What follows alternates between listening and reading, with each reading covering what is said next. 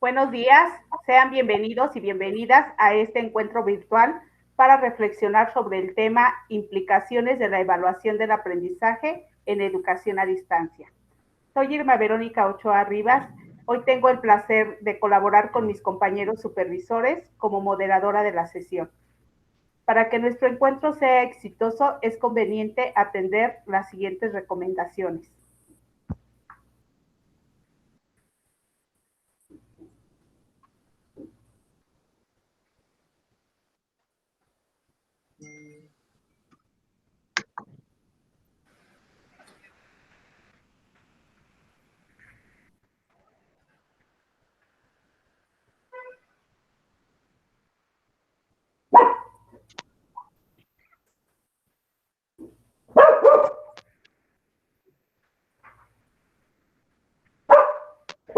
A continuación, presento a los ponentes por orden de participación.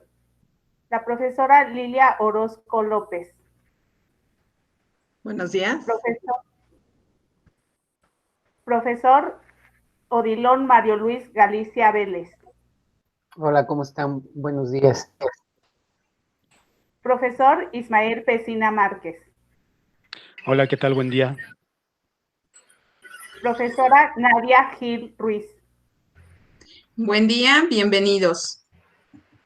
Profesora Alejandra Serna Hernández. Buenos días a todos, bienvenidos. Mis compañeros y yo somos supervisores de zonas escolares en el nivel primaria y conformamos una comunidad de aprendizaje con la intención de brindar acompañamiento a docentes y directores. Por esta razón, hemos organizado este encuentro virtual. La dinámica de la sesión es la siguiente.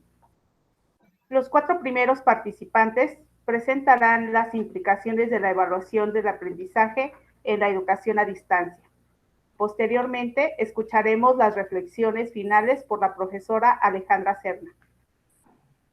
El propósito de nuestra sesión es promover la reflexión del proceso de evaluación en la enseñanza a distancia para contribuir la determinación de criterios, instrumentos y herramientas que faciliten la conclusión evaluativa de los docentes de grupo. Ante una emergencia, la escuela es un gran pilar para la reducción de riesgos, para establecer la nueva normalidad, para mitigar los daños y para la recuperación social, por lo que es fundamental priorizar las funciones ejecutivas de los alumnos que les permita presentar y preservar su salud física y emocional. Por tal motivo, a pesar de no estar en nuestros espacios educativos de manera presencial, la labor del director y de los docentes no debe detenerse, flexibilizando sus tareas de acuerdo a las necesidades y a sus contextos. El encontrarnos en confinamiento en casa para mantenernos protegidos del coronavirus SARS-CoV-2 nos ha llevado a un nuevo paradigma en la educación, que permanecerá y trascenderá en el futuro, generando dar pasos agigantados para prepararnos de herramientas digitales que nos permitan mantener la comunicación con nuestra comunidad educativa y, por ende, para dar continuidad al proceso de aprender y enseñar de manera emergente. Los docentes y directivos han tenido que transformar sus prácticas de manera vertiginosa, enfrentándonos a nuevos retos y desafíos, entre ellos el proceso de evaluar, el cual de manera presencial también es complejo. En este encuentro se estará planteando características e implicaciones de la evaluación bajo los contextos actuales, así como tipos de tareas y el planteamiento de una evaluación idónea con sus respectivas cualidades, tales como lograr que los estudiantes sigan aprendiendo. Vamos a dar inicio con la profesora Lilia Orozco López, que nos va a hablar de la educación en línea y de la comunicación síncrona y asíncrona. Lili, te cedo la palabra. Adelante. Sí, gracias, Vero. Pues buenos días a todos por atender esta charla y compartir este tema que es de interés y de suma relevancia en estos momentos que nos encontramos. Yo les voy a hablar un poquito de manera general sobre lo que es educación a distancia y de 3 implicaciones que en este momento nos damos cuenta. Según la UNESCO, esta modalidad a distancia se caracteriza por una serie de elementos que la diferencian de otro tipo de modalidades. Son dos las características principales. Una es la separación física entre el profesor y el alumno con una comunicación sincrónica y asincrónica. ¿Esto qué quiere decir? Que tanto el alumno como el profesor se encuentran en lugares diferentes y que la comunicación, si es sincrónica, es en tiempo real y si es en tiempo diferido, pues se convierte en una comunicación asincrónica. Otro de los elementos importantes de la educación a distancia tiene que ver con la utilización de los recursos tecnológicos. La reducción de obstáculos de carácter geográfico, laboral, familiar, etcétera, se reducen a través del uso de la utilización de estos recursos. Se pueden utilizar con medios de aprendizaje basados en material impreso, de laboratorio, audio, video o mensajes. Actualmente, pues, utilizamos el mensaje, el correo electrónico, el teléfono, la radio, y ahora con esta aplicación que se llama WhatsApp, que es la más utilizada en estos momentos. Por supuesto que no debemos pensar que estos medios solamente son de uso exclusivo para la educación a distancia. También y cada vez con más regularidad los encontramos dentro del salón de clases, que son un apoyo o complemento para los libros de texto y las intervenciones, por supuesto, del maestro. Además de otra ventaja es de que tiene acceso a otros materiales educativos en cualquier momento y dependiendo de la disponibilidad en las redes, en la red, ¿no? Ahora, ¿qué observo yo en estos momentos de emergencia, no? Con la educación a distancia, en primer lugar, se dio respuesta a la emergencia de salud y atención a la sana distancia.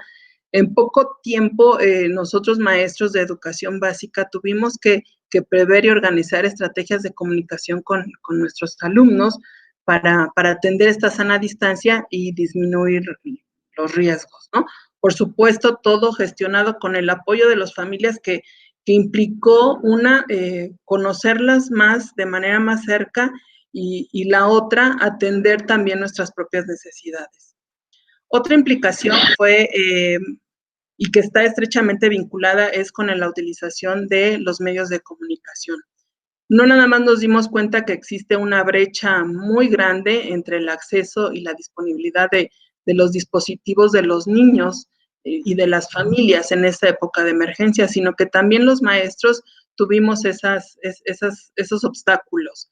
La utilización de herramientas y hasta plataformas para medios de comunicación, ya sea con compañeros, con autoridades, con el colectivo, pues sí representó al final, pues, esta brecha tecnológica que debemos atender y que deberíamos llevarnos para atenderla en esta nueva normalidad que pronto se viene.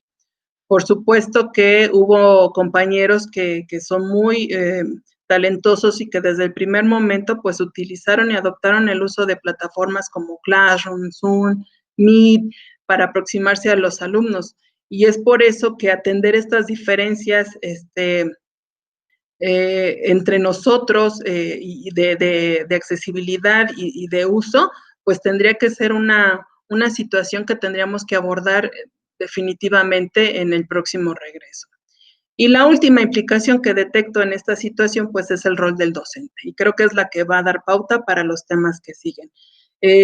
La transformación de un mediador a un evaluador constante, pues en la educación a distancia, pues el maestro tiene que disponer de todos los elementos que cuente para evaluar constantemente todo lo que revisa, todo lo que analiza y darle un valor al trabajo de los niños, que es algo muy importante. Este trabajo va a ser autorregulado por los propios alumnos, pues la intervención entre el alumno y el docente, pues va a ser a través de estos medios digitales, ¿no? Sincrónica o no, la educación a distancia, pues tendría que tomar un enfoque multidisciplinario, integral, que nos brinde la oportunidad de favorecer estos procesos metacognitivos al dejar que el niño se haga responsable de su propio aprendizaje. Por último, señalar que esta crisis, pues, nos va a permitir en algún momento valorar y decidir antes de regresar, pues qué es lo que nos llevamos y qué es lo que dejamos para esta nueva normalidad que espero pronto lleguemos y con salud, ¿no? Eso sería todo.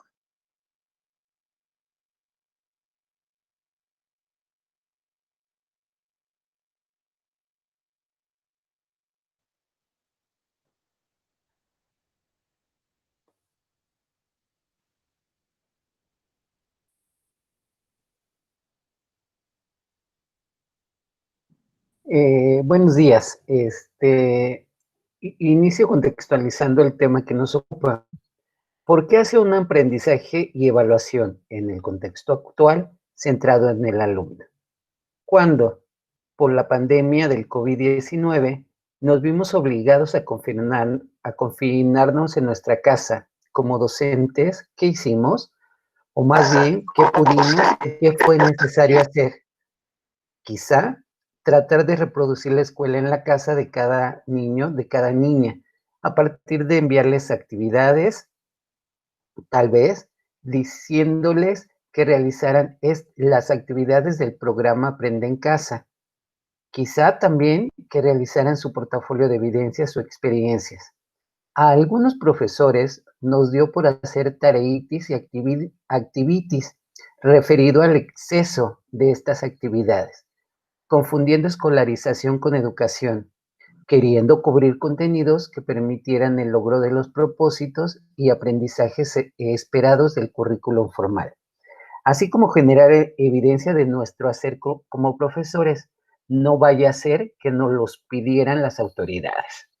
Hicimos lo que pudimos con base en nuestra experiencia, nuestro conocimiento, pensando que bien pronto regresaríamos. No estábamos preparados, nadie lo estaba. Lo hecho no estuvo mal, porque de la noche a la mañana las dimensiones de trabajo, familia y escuela convergieron en un solo lugar, el hogar, la casa, donde asumimos un par de roles como padre de familia, madre de familia, trabajador doméstico, profesor de mis hijos y de mis alumnos. Algunos de nosotros no contábamos con las herramientas tecnológicas y el acceso a Internet, así como no habíamos desarrollado las habilidades digitales que permitieran, como docentes, dar continuidad a los procesos de enseñanza y aprendizaje. Aunado a todo esto, las emociones que despertó esta pandemia en esos momentos. Digo, creo que hoy día la seguimos sintiendo, como angustia, ansiedad, estrés, depresión, miedo, entre otras.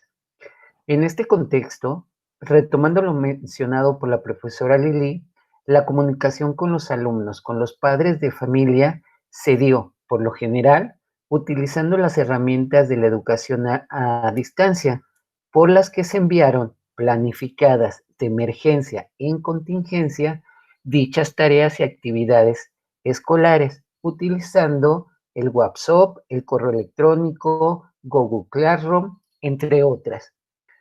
Los aprendizajes de esta primera experiencia como docentes y directivos nos muestran o nos tuvieron que haber mostrado la necesidad de un cambio de paradigma en el enfoque de enseñanza, en el enfoque de aprendizaje, planificación y evaluación en contextos de contingencia o de pandemia.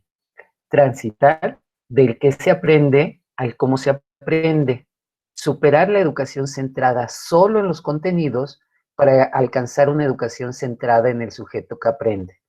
Los alumnos, para desarrollar sus habilidades básicas en la formulación de preguntas pertinentes para buscar, crear y generar información y conocimientos, encontrando soluciones o al menos desarrollando estas habilidades para estos momentos que están viviendo.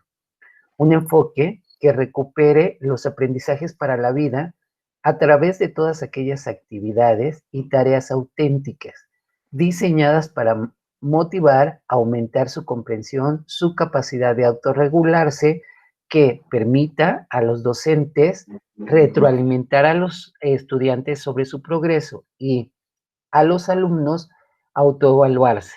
es decir, actividades que desarrollen sus habilidades y actitudes para afrontar las incertidumbres de la vida. La siguiente diapositiva, por favor. Un aprendizaje centrado en el estudiante tiene una condición, que la evaluación también hay que centrarla en los alumnos. Esto requiere de la vinculación entre planificación y evaluación que recupere actividades y estrategias para desarrollar habilidades y su aplicación de manera significativa y creativa en la comprensión, solución e intervención en relación con asuntos de verdadera pertinencia y trascendencia, tanto personal como social, en este contexto de situaciones de la vida real. Para Barragán, la evaluación centrada en el estudiante tiene 4 implicaciones. 1. Adaptar la evaluación al contexto actual para fomentar y promover aprendizajes integrales, tomando como base las capacidades afectivas y sociales. 2. Posibilitar el aprendizaje como un proceso de descubrimiento y comprensión en la toma de decisiones para identificar responsabilidades y promover valores. 3. Propiciar con la evaluación la autonomía del estudiante a través de estas experiencias que le permitan establecer vínculos personales e interpersonales, identificando sus capacidades afectivas y emocionales con base en lo aprendido. Concebir la evaluación como un ejercicio de mejora en el ser quien soy, en el saber que sé, en el hacer qué decido hacer con eso que sé y en el convivir, modificar mi interactuar con los demás y con mi entorno. No es momento solo de pensar en la acreditación por medio de una calificación cuantitativa, sino también en una evaluación que dé continuidad a los aprendizajes adquiridos por los alumnos, una evaluación formativa que se centre en el cuidado de, principalmente, la salud física y emocional, así como en el cuidado de uno mismo y de los otros. Para este caso, vendría siendo la familia. Esta evaluación parte de preguntarles qué lograron, qué aprendieron en su hogar, cómo lo aplican, qué problemas enfrentan, cómo los van resolviendo, que nos compartan sus buenas prácticas del cuidado de su vida y de su salud, entre otras cuestiones. El propósito es de poco a poco los alumnos vayan desarrollando estas habilidades para autoevaluarse, haciéndose conscientes de sus formas y estrategias de pensar, hacer y actuar, de sus capacidades de autorregulación y reflexión sobre su propio aprendizaje, que de alguna forma desarrollaríamos en ellos la metacognición. Un punto importante para cerrar mi participación. Esta evaluación o autoevaluación que realicen los docentes, más la evaluación que realicen los docentes, tiene que ser una evaluación justa, generosa y que permita a los alumnos continuar aprendiendo de lo que están viviendo hoy día. Muchas gracias.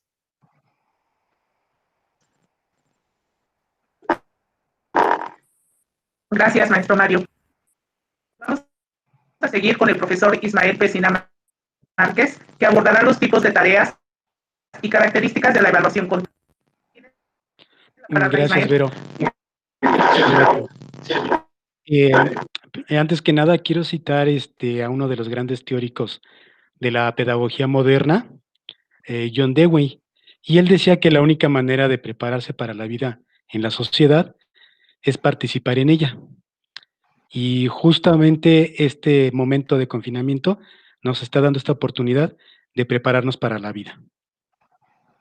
Hasta el momento se han venido planteando 2 escenarios.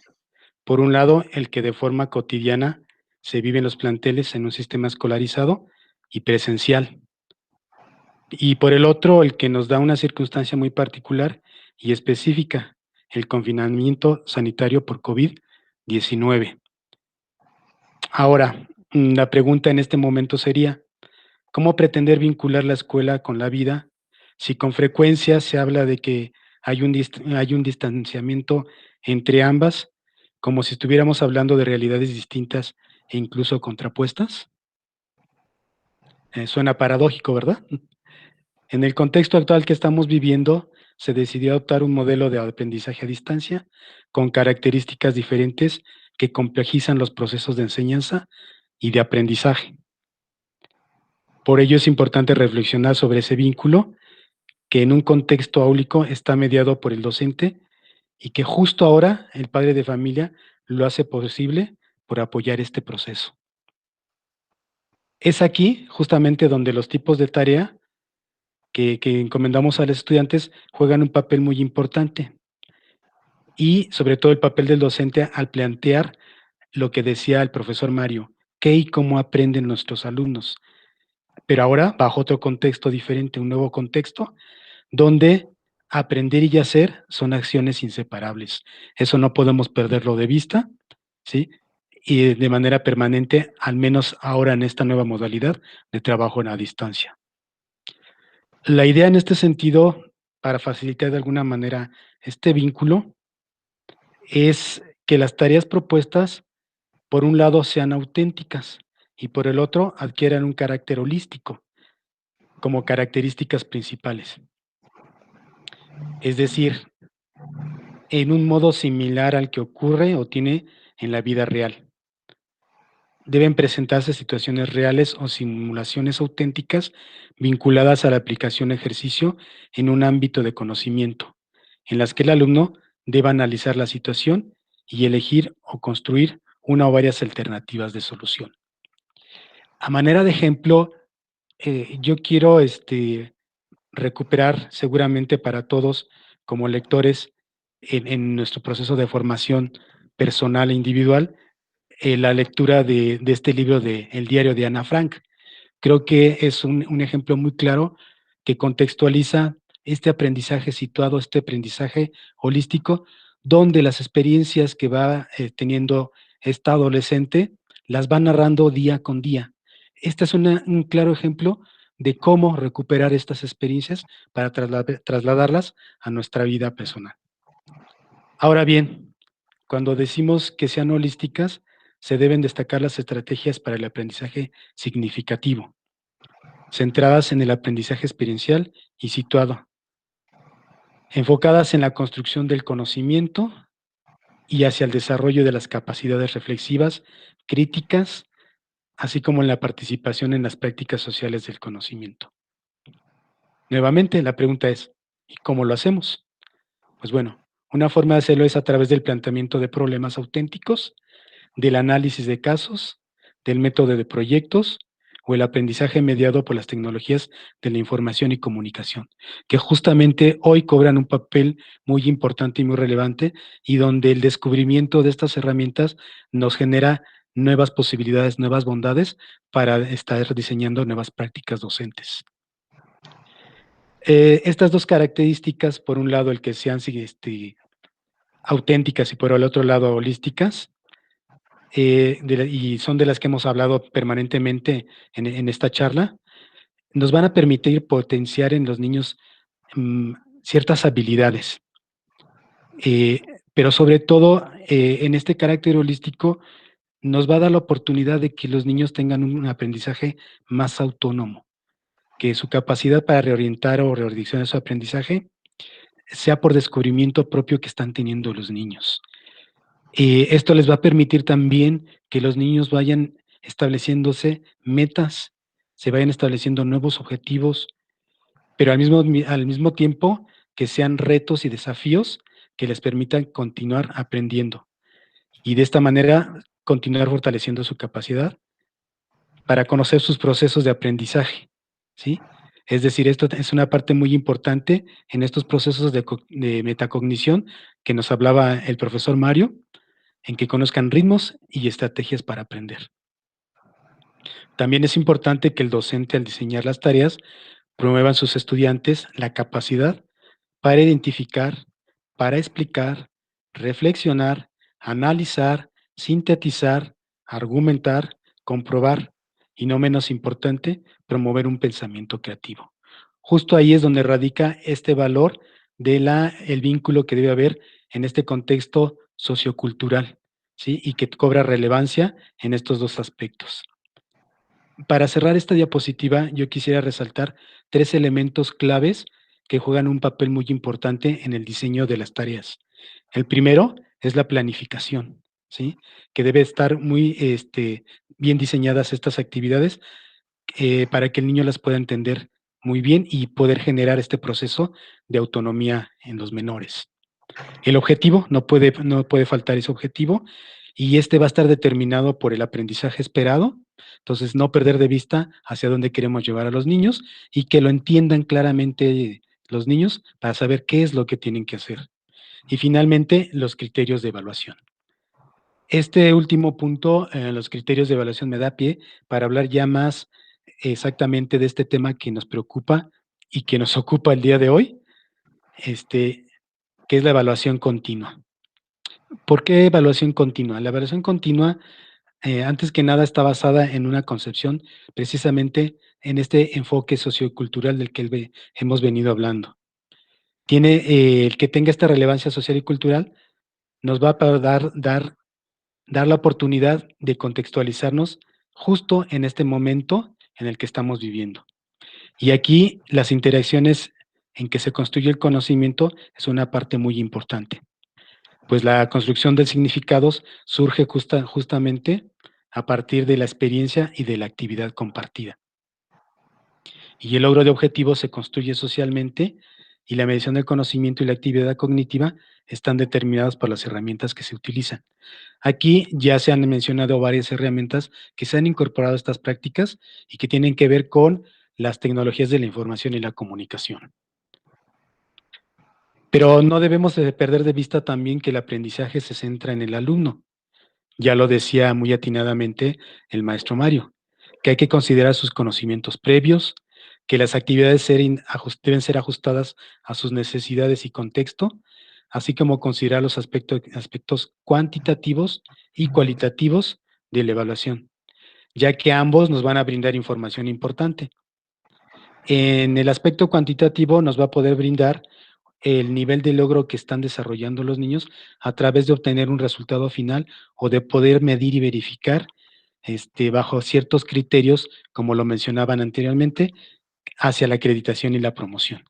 Sin embargo, el segundo aspecto, que es la parte cualitativa y al que le tendríamos que dar un mayor énfasis bajo este nuevo contexto, es el que nos da la oportunidad de ver el nivel de desempeño de los niños. Por eso es importante recuperar lo que les decía, el que los maestros promuevan esta parte de que argumenten, expliquen, analicen, sinteticen los niños y que puedan ellos poder ver el desarrollo continuo de sus procesos, de cómo asimilan, cómo comprenden, y eso mismo les va a permitir regular y mediar su aprendizaje.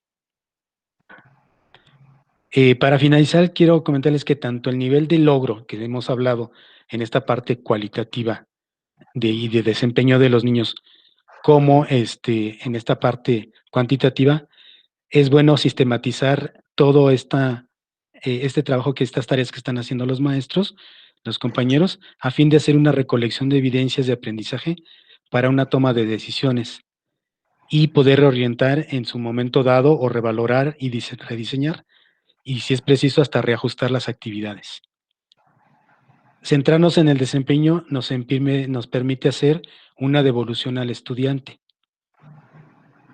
sobre el desarrollo de sus competencias, de valorar cómo se involucran los diversos procesos y que sea el alumno quien se dé cuenta de las estrategias que utiliza para aprender, para poder orientar su propio proceso.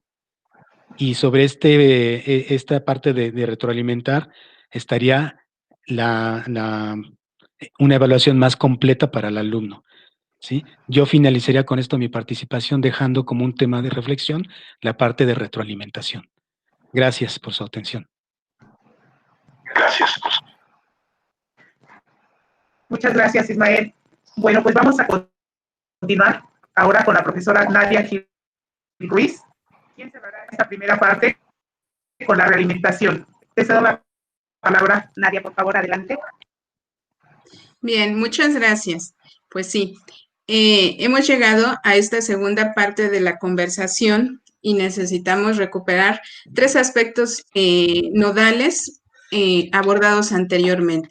El primero, el contexto actual, efectivamente, es un contexto de educación a distancia a través de distintas herramientas digitales. Sin embargo, en el futuro volvemos a la educación presencial y aquí habría que agregar que, como ya señaló mi compañera Lili, no vamos a prescindir de esas herramientas digitales. Podemos transitar en educación presencial, pero con el uso de herramientas digitales. El otro aspecto o condición fue que partimos de tareas contextualizadas que se incluyen, o situaciones auténticas que se incluyen en la planeación didáctica.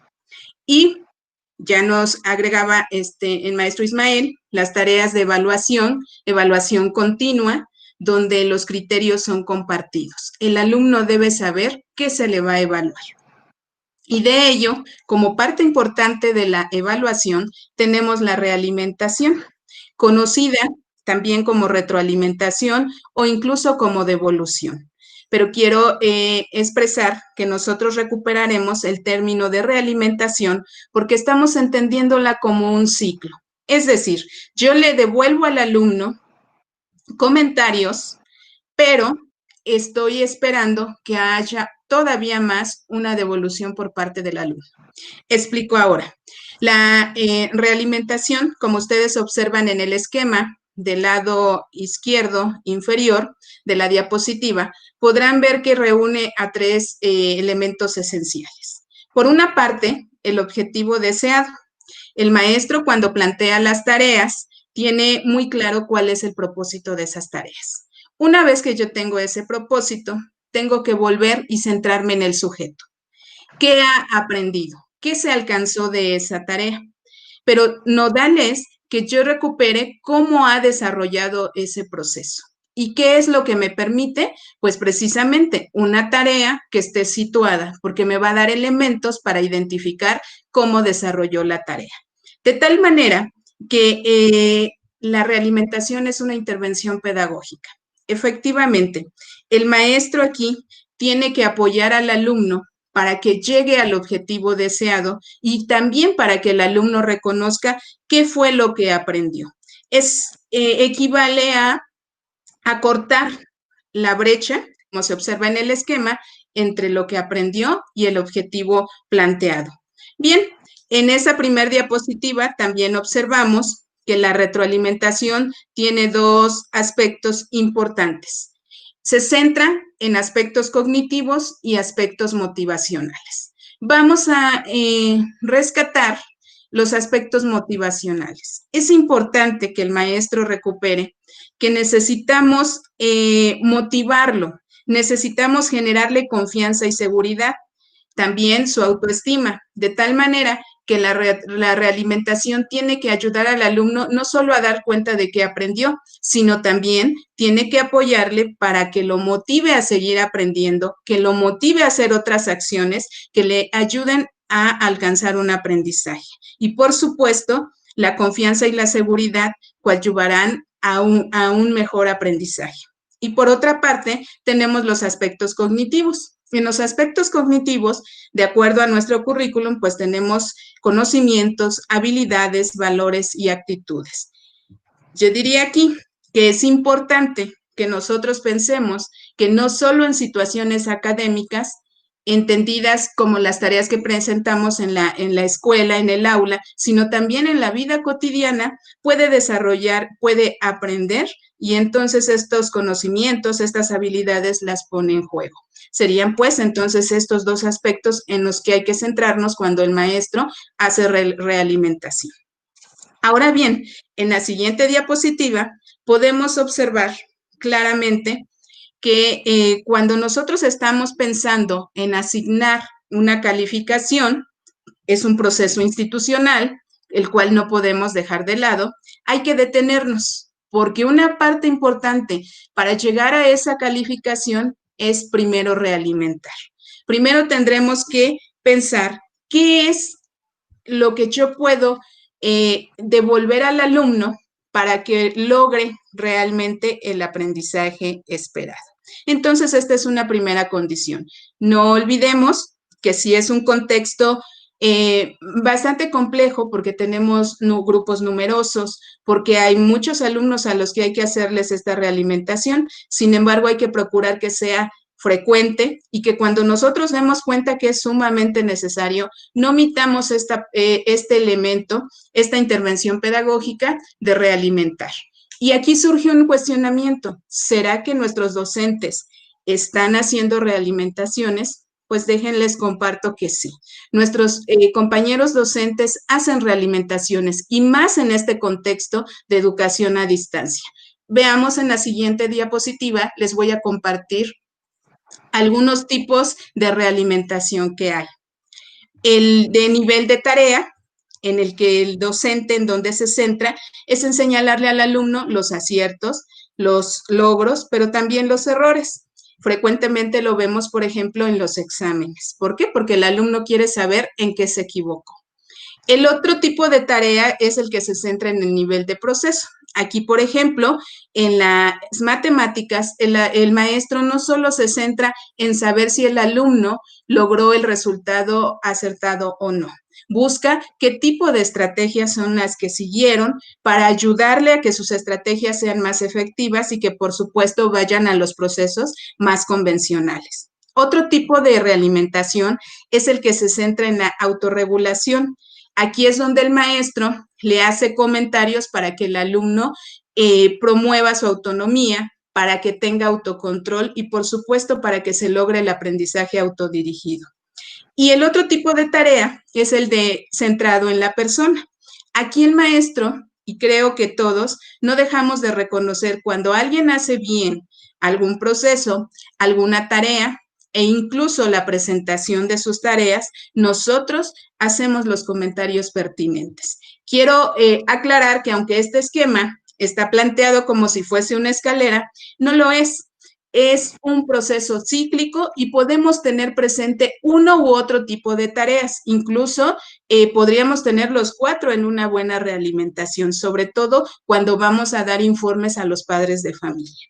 Y bien, en la siguiente diapositiva, atendiendo a la pregunta si nuestros docentes están haciendo realimentación, pues ¿qué creen? Sí. Aquí tenemos un ejemplo, 2 ejemplos donde se han centrado en la tarea.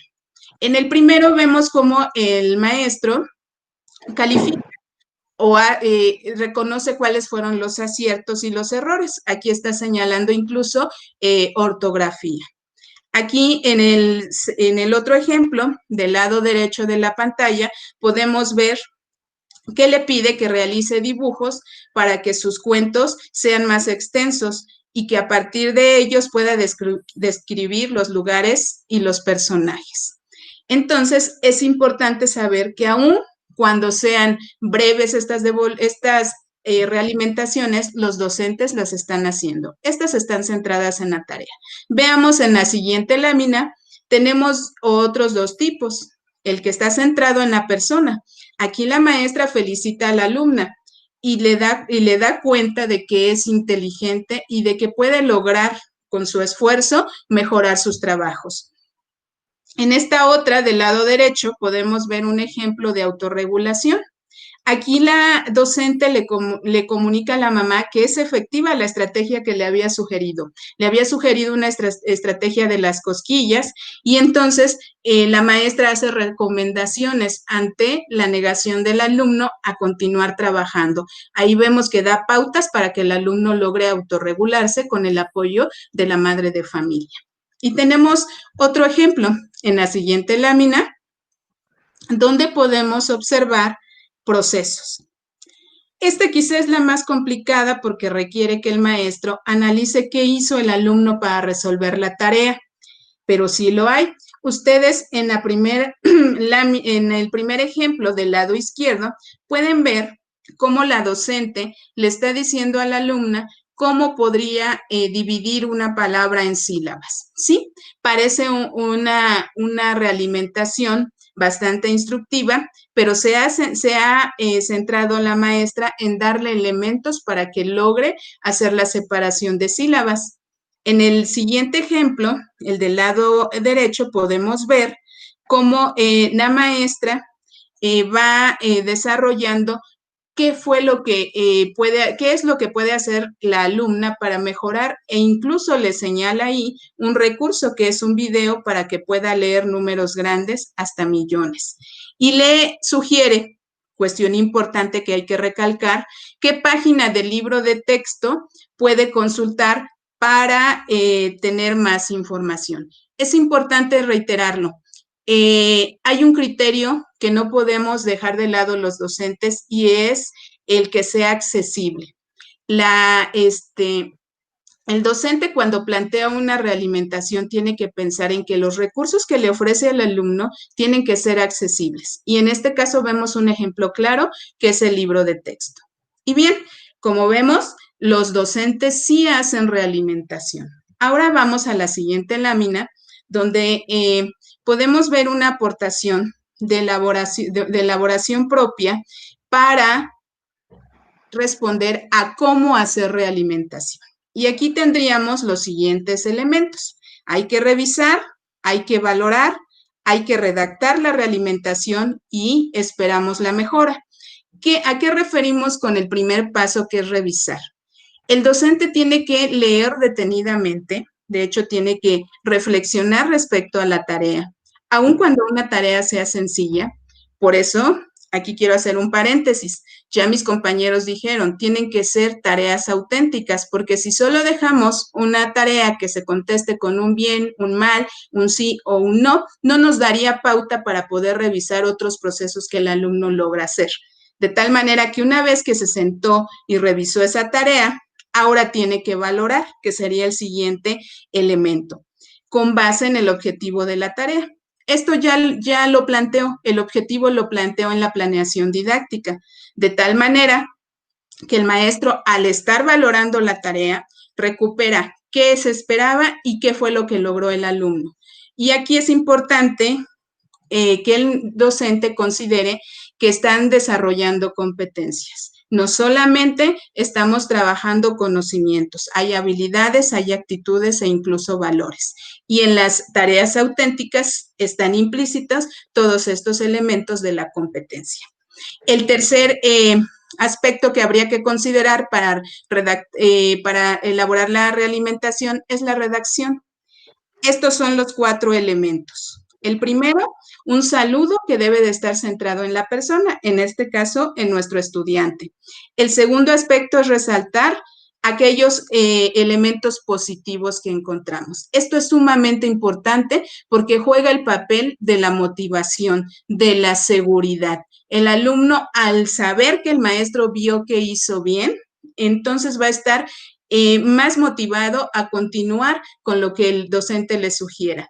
El tercer aspecto es escribir la realimentación y el cuarto es la despedida. En un momento más voy a tratar cómo escribir esa realimentación. Y llegamos al elemento de la mejora. Aquí es cuando el alumno ya recibió la realimentación y las acciones sugeridas por el docente.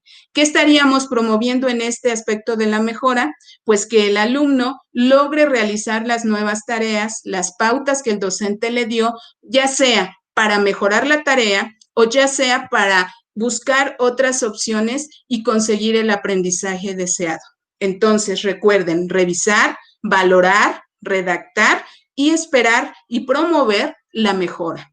Y bueno, ahora centrándonos en cómo realizar esa realimentación, vamos a la siguiente lámina, donde tomamos como base una propuesta, sí, de antaño, de Wilson, que promueve una escalera. En ese entonces le denominaban retroalimentación. Recuérdese que porque era un proceso vertical, pero ahora estamos hablando de un proceso cíclico, que contiene elementos de aclarar, valorar, expresar inquietudes y hacer sugerencias. En este caso, hemos hecho una adaptación a esta escalera de elaboración propia y ahora está planteada de arriba hacia abajo. Y entonces, cuando ya voy a redactar en sí la realimentación, yo tengo que preguntarme la información que no incorporó el estudiante. ¿Qué le faltó incorporar? Y ahí el tipo de preguntas que nos orientan sería, ¿qué información faltó? qué datos no consideró, qué datos presentes en la tarea no tomó en cuenta. Esto sucede mucho en matemáticas, por ejemplo, en la resolución de problemas. No se establecen las relaciones entre los datos y por eso nos lleva a procesos erróneos. De tal manera que, si ustedes observan, estas preguntas no son cerradas, son preguntas detonadoras que permiten al alumno dar pauta a buscar otras acciones. El segundo elemento sería los aspectos positivos del trabajo. Aquí son las fortalezas y los aspectos interesantes. Una pregunta que se puede hacer el docente para recuperar este elemento es: ¿qué es lo que más me impactó? Y en este caso podrá entonces tener en cuenta, para escribirle al alumno, cuáles fueron esos aspectos positivos del trabajo. El siguiente elemento es cuando el docente comunica las dificultades, los errores e incluso los desacuerdos. Aquí es muy importante tener este tacto para plantear esta realimentación y se hace a través de preguntas, son preguntas de orden reflexivo. ¿Has considerado qué? Y si realizaras esto, ¿qué sucedería? Se trata de no dar respuestas cerradas y que el alumno no me conteste con un sí o un no, sino que tenga pauta para hacer procesos. Y el otro elemento que tendríamos para la realimentación es ofrecer sugerencias para resolver las dificultades identificadas y así favorecer el aprendizaje. Las sugerencias van a recuperar recursos de distinto tipo. Otras tareas, indicaciones precisas, pero siempre y cuando estas tareas, estos elementos, tanto materiales como de estrategias, recursos, tienen que ser accesibles, tanto en lo material, en que el alumno pueda llegar a ellas, como también las pueda comprender. No nos serviría mucho una realimentación demasiado elaborada con un lenguaje técnico o incluso con pautas que el alumno no logra entender. Se trata de que sea accesible. Y en un contexto de educación a distancia es sumamente importante que el discurso sea preciso, que sea claro y que sea directo a lo que nosotros estamos solicitando. ¿Por qué? Porque no nos tiene el alumno de manera presencial y será un poco más difícil que nosotros podamos aclararle a qué estamos refiriendo con estos elementos. Y bueno, como ustedes ven, no es un asunto, la realimentación, ajena al trabajo docente. Por fortuna, nuestros docentes los están realizando. ¿Qué es lo que tenemos que hacer? Darle formalidad y sistematicidad para que sea una pauta y un elemento que logre hacer más accesible el aprendizaje y entonces tenga más sentido esta evaluación continua y una evaluación formativa que es justo la que nuestro currículum nos pide. Y cierro precisamente reconociendo que es necesario hacer realimentación. Si bien no tenemos todas las condiciones en cuanto a número de alumnos, en cuanto a tener de manera inmediata al alumno y poderme comunicar en el aquí y en el ahora, sí debemos tener el tiempo necesario, sobre todo con aquellos estudiantes que tienen áreas de oportunidad. Y con esto cierro la participación. Muchas gracias. Gracias, maestra Nadia. Vamos a continuar las reflexiones en nuestro encuentro virtual. A continuación, la profesora Alejandra Serna Hernández hará unas reflexiones finales. Bien, muchas gracias, maestra Vero.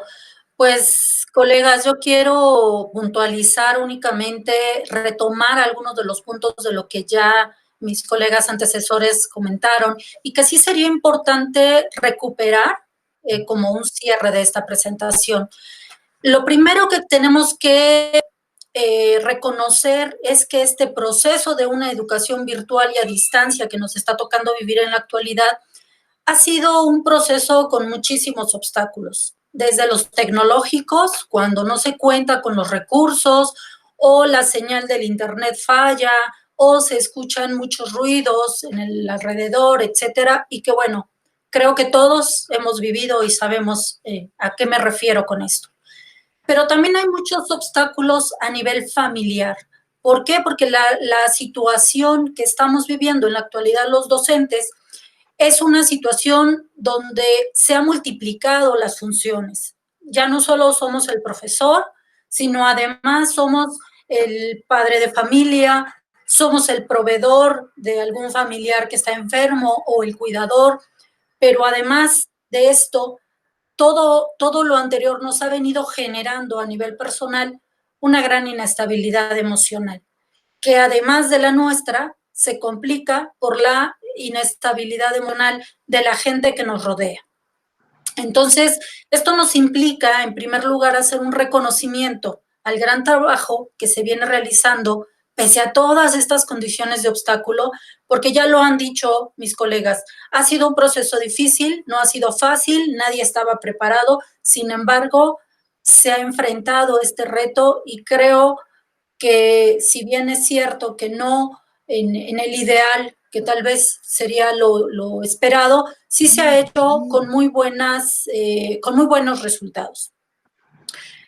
Esto nos lleva a replantearnos nuestra función como profesionales de la educación.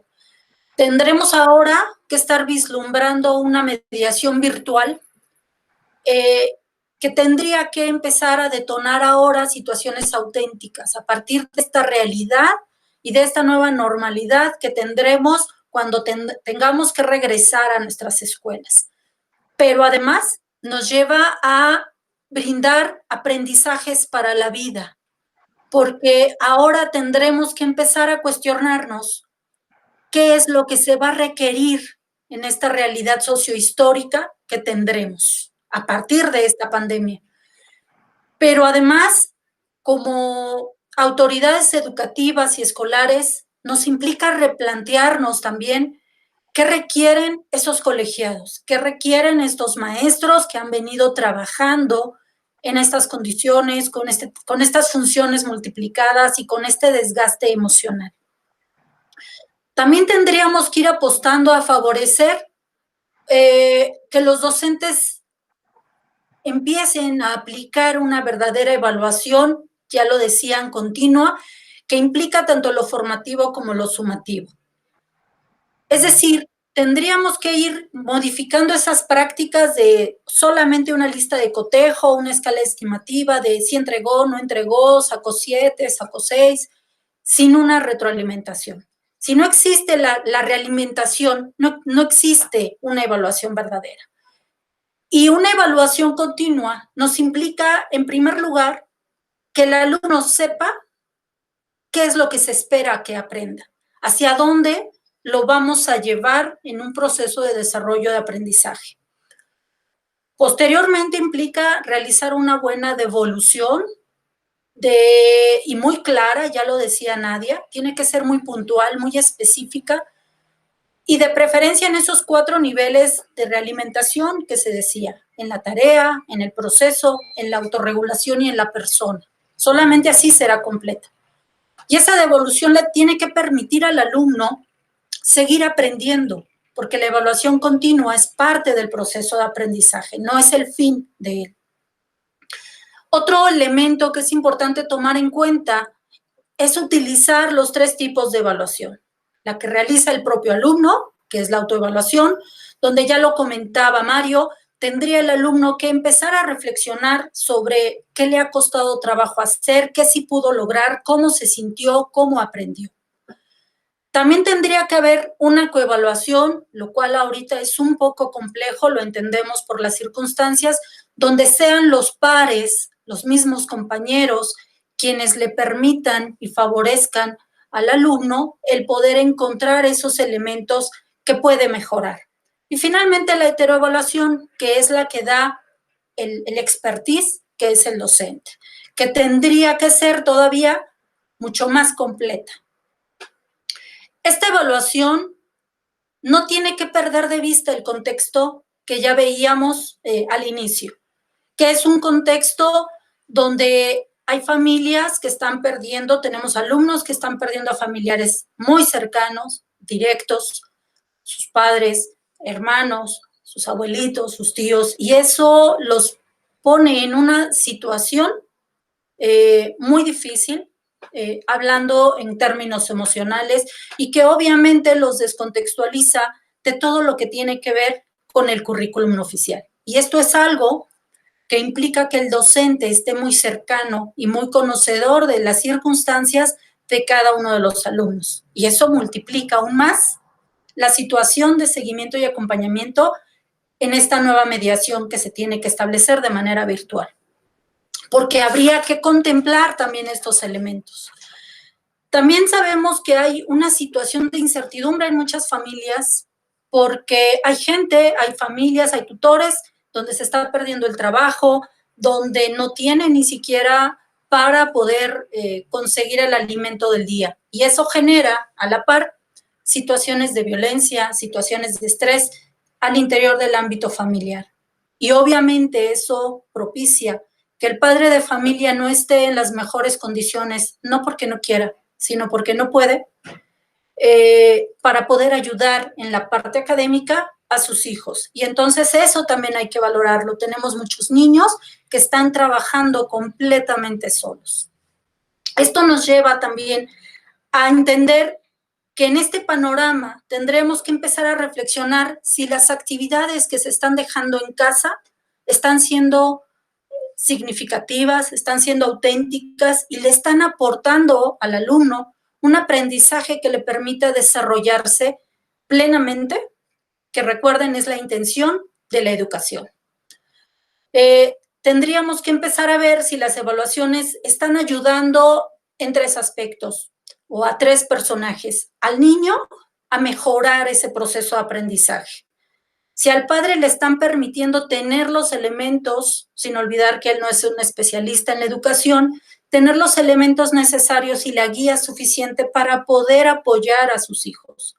Pero también, si esta evaluación está sirviendo al docente para poder saber desde dónde deberá retomar el trabajo cuando regrese a las escuelas.